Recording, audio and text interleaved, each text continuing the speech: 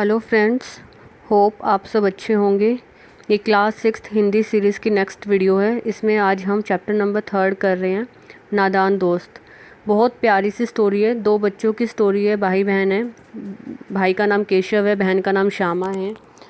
दोनों बच्चे चिड़िया के अंडों को लेकर बहुत एक्साइटेड दिखाए हैं स्टोरी में। उनके घर में चिड़िया अंडे दे जाती हैं और उस अंडों को लेकर बच्चों की क्या क्यूरियोसिटी है, बच्चे क्या सोचते हैं, किस तरह से रिएक्ट करते हैं, तो इस बारे में स्टोरी है। बहुत सुंदर सी स्टोरी है, समझते हैं। केशव के घर कार्निस के ऊपर एक चिड़िया ने अंडे दिए थे। केशव और उसकी बहन श्यामा बड़े ध्यान से चिड़िया को वहां आते जाते देखा करते थे। सवेरे दोनों आंखें मलते कार्निस के सामने पहुंच जाते और चिड़िया दोनों को वहां बैठा पाते। मतलब केशव के घर, वही जो मैंने आपको बताया कि केशव के घर कार्निस पर चिड़िया ने अंडे दिए। कार्निस होती है शेल्फ, एक शेल्फ बनी हुई थी, उसके ऊपर अंडे दिए हैं चिड़िया ने। केशव और उसकी बहन का नाम श्यामा है, दोनों वहाँ आते जाते देखते थे चिड़िया और चिड़ा को। और सुबह सुबह सबसे पहले बस वो चिड़िया और चिड़ा को देखने आ जाते उन अंडों के पास बैठे हुए। ना जाने दोनों बच्चों को क्या मज़ा मिलता था। दूध और जलेबी की सुध भी ना रहती थी। मतलब दोनों बच्चे इतना एक्साइटेड होकर उन बच्चों को देखते थे ना, अंडों को देखते थे, कि उनकी मम्मा ने उनके खाने के लिए दूध और जलेबियाँ बना रखी होती थी। उनको उनका भी कोई फिक्र नहीं थी, उनको बस उन बच्चों को देखना था, उन अंडों को देखना था। दोनों के दिल में तरह तरह के सवाल उठते। अंडे कितने बड़े होंगे, किस रंग के होंगे, कितने होंगे, क्या खाते होंगे। वो कार्निस थोड़ी सी ऊपर है, उनको नहीं पता कि अंडे कितने हैं उसके अंदर, उसमें से बच्चे किस तरह निकलेंगे, बच्चों के पर कैसे निकलेंगे, घोंसला कैसा है। बस उन बच्चों को कुछ नहीं पता, उनके मन में क्यूरियोसिटी चल रही है, सारा दिन सोचते रहते हैं उन्हीं अंडों के बारे में। लेकिन इन बातों का जवाब देने वाला कोई नहीं था। लेकिन ऐसा कोई नहीं था जो उन्हें इन सवालों का जवाब दे सके।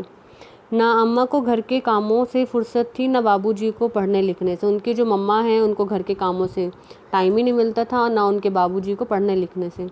दोनों बच्चे आपस में ही सवाल जवाब करके अपने दिल को तसल्ली दे दिया करते थे। मतलब दोनों आपस में ही डिस्कस करके कि हाँ शायद ये होता होगा, शायद 3 अंडे होंगे, शायद 4 अंडे होंगे, तो आपस में ही बात करके तसल्ली दे लिया करते थे एक दूसरे को। श्यामा कहती, क्यों भाई, बच्चे निकल कर फुर से उड़ जाएंगे? तो श्यामा अपने भाई से पूछती है कि क्या बच्चे अंडों से निकलेंगे और एकदम से उड़ जाएंगे? केशव विद्वानों के जैसे गर्व से कहता है कि नहीं रे पगली, पहले तो निकलेंगे, बगैर पैरों के कैसे उड़ेंगे। तो केशव यहाँ पर फिर बड़े भाई वाली भूमिका निभाते हुए कहता है कि अरे नहीं नहीं, पहले तो सिर्फ बच्चे निकलेंगे अंडों से, फिर जब उनके पंख आएंगे तभी तो उड़ेंगे। श्यामा सोचती है कि बेचारी चिड़िया बच्चों को क्या खिलाएगी। अब श्यामा को उन बच्चों की इतनी फिक्र हो रही है कि उसको ये लग रहा है कि चिड़िया तो उनको दाना भी नहीं खिला पाएगी, चिड़िया कहाँ से लाएगी इतना सारा दाना। केशव इस पेचीदा सवाल में कोई इस सवाल का जवाब कुछ ना दे सका। मतलब केशव भी यही सोच रहा, उसके पास कोई आंसर नहीं है। इस तरह 3-4 दिन गुजर गए। दोनों बच्चों की जिज्ञासा दिन प्रतिदिन बढ़ती जा रही थी। अंडों को देखने के लिए वे अधीर हो उठे। अधीर मतलब बेचैन होते जा रहे थे। उन्होंने अनुमान लगाया कि अब ज़रूर बच्चे निकल आएंगे, कि अब तक तो बच्चे निकल गए होंगे। बच्चों के चारों का सवाल अब उनके सामने खड़ा हो गया। बच्चों के चारे का मतलब बच्चा क्या खाएगा, बच्चा क्या खाएगा, उसके लिए चारा कहाँ से आएगा, तो ये सारा वो सोच सोच कर परेशान हो रहे हैं। नेक्स्ट पेज पर हमें वो दिखाया गया है, देखो ये चिड़िया दिखाई गई है, उसने अंडे दे रखे हैं और ये कार्निस बनी हुई है इस पिक्चर में। नेक्स्ट उन्होंने हमें बता रखा है चिड़िया बेचारी। बच्चे क्या सोच रहे हैं, चिड़िया बेचारी इतना दाना कहाँ से पाएगी कि सारे बच्चों का पेट भरे। गरीब बच्चे भूख से मर जाएंगे, चूं चूं करके मर जाएंगे। ये बच्चे सोच रहे हैं ये बात। इस मुसीबत का अंदाज़ा करके दोनों घबरा गए। दोनों को चिंता हो रही है उन बच्चों की। दोनों ने फैसला किया कि कार्निस पर थोड़ा सा दाना रख दिया जाए। श्यामा खुश होकर बोली, तब तो चिड़िया के चारे के लिए कहीं उड़कर ना जाना पड़ेगा। तो दोनों ने मिलकर फैसला किया है कि हम कार्निस के ऊपर थोड़ा सा दाना रख देंगे घोंसले के पास, तो फिर चिड़िया को कहीं जाना ही नहीं पड़ेगा उड़कर बच्चों के दाने के लिए। और केशव भी और श्यामा दोनों इस बात से एग्री हो गए। केशव ने कहा कि हाँ हाँ, फिर तो वो कहीं नहीं जाएगी। तो श्यामा ने कहा, तो बच्चों को धूप भी तो लगती होगी ना, कार्निस पे धूप आती है तो अंडों को भी तो धूप लगती होगी ना। तो केशव ने कहा, अरे मेरा ध्यान तो इस तकलीफ़ की तरफ गया ही नहीं। बोला, ज़रूर लगती होगी, ज़रूर तकलीफ़ होती होगी। बेचारे प्यास के मारे तड़पते होंगे, ऊपर छाया भी तो नहीं है। अब उन्हें लगता है कि धूप आ रही है अंडों के ऊपर, तो उनको धूप लगती होगी और धूप के कारण प्यास लगती होगी।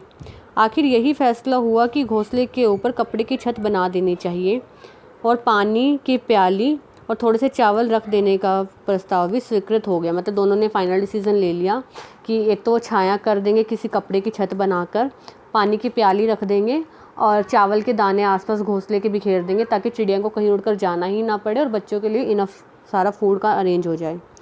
दोनों बच्चे बड़े चाव से काम में लग गए। अब लग गए हैं दोनों काम में कि हमें ये 3 चीज़ें अरेंज करनी है।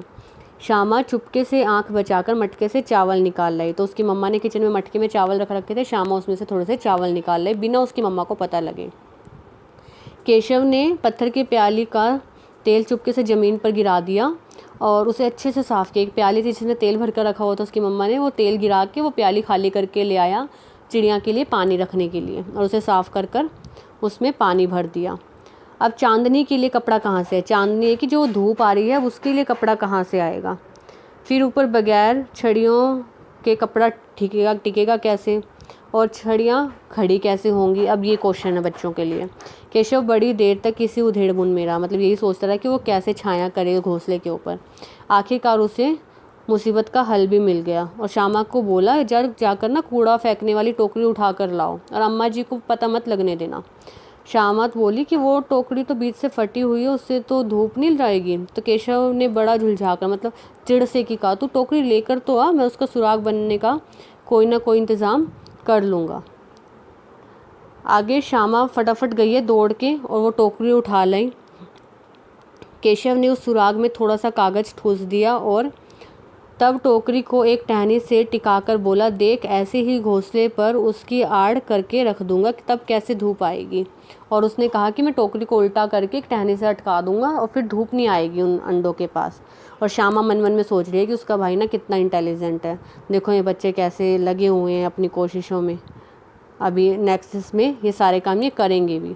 अभी तक तो इन्होंने सिर्फ प्रिपरेशन की है कि वो कैसे कैसे करेंगे। नेक्स्ट है, गर्मी के दिन थे, बाबूजी दफ्तर गए हुए थे, मतलब उनके पापा ऑफिस गए हुए हैं। अम्मा दोनों बच्चों को कमरे में सुलाकर खुद सो गई। दिन का टाइम है, दोनों को बच्चों को सुलाकर मम्मा भी सो गई, लेकिन बच्चों को की आंख में आज जरा सी भी नींद नहीं थी।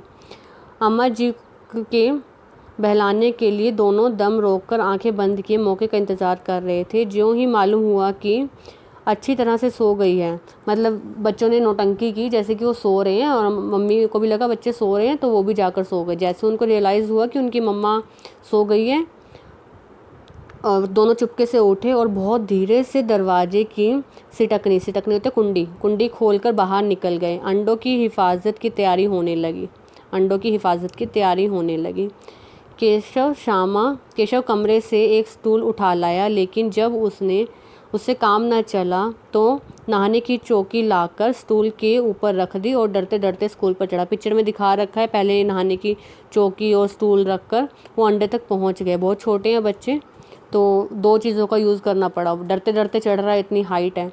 श्यामा दोनों हाथों से स्टूल को पकड़े हुए है। स्टूल 4 टांगे बराबर न हो पाने के कारण जिस तरफ ज़्यादा दबाव पाता उसी तरफ ज़रा सा हिल जाता। इस वक्त केशव को कितनी तकलीफ़ उठानी पड़ी थी यह उसका दिल ही जानता था। मतलब केशव को बहुत डर लग रहा था इस तरह से हाइट पर चढ़ते हुए।